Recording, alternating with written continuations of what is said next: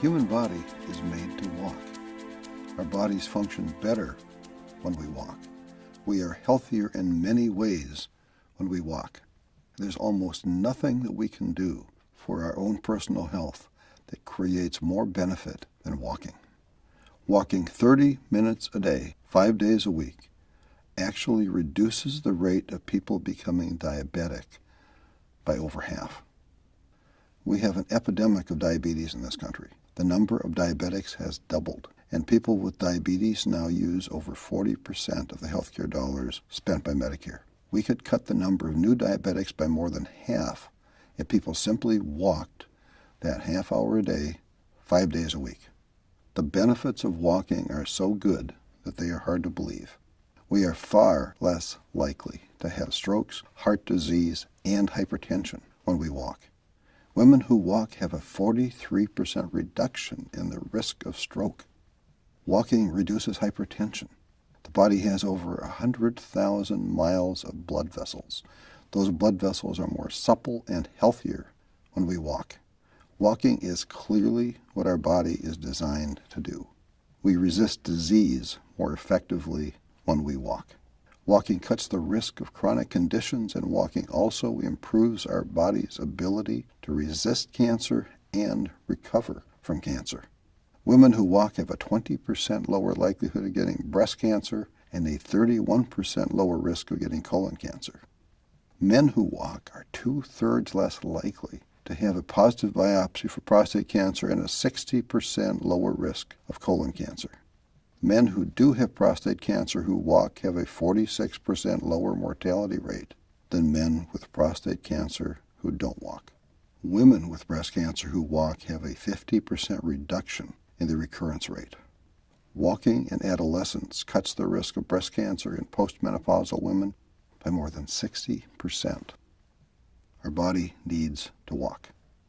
We have better internal chemistry when we walk. We are significantly less likely to catch a cold when we walk. And people who walk that 30 minutes a day, 5 days a week, have a 46% shorter symptom time for their colds. Walking has shown to reduce the cell deterioration in the brain for people who are genetically at high risk of Alzheimer's.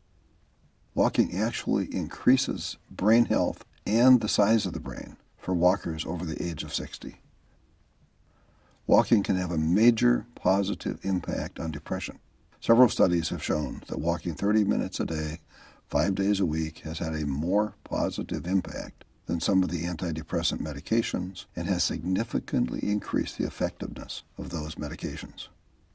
People who walked were also significantly less likely to be depressed after a year. Walking creates positive neurochemicals, and it is the easiest health improvement strategy to maintain over time.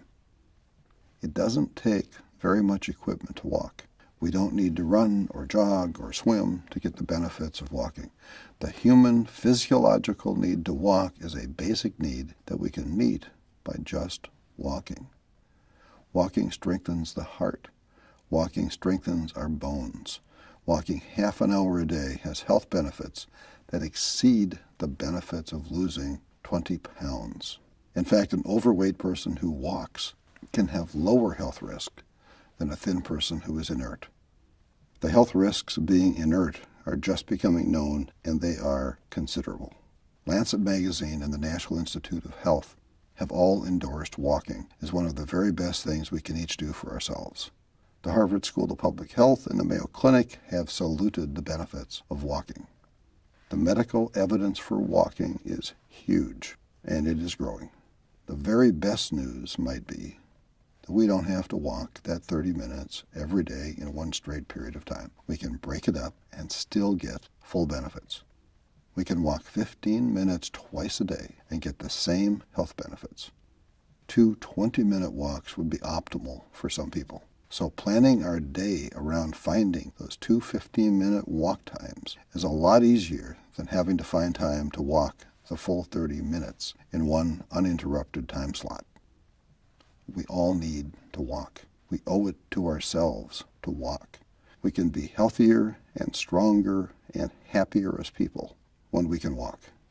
There are no magical cures or silver bullets. There is no guarantee that doing any particular thing will work for any given person.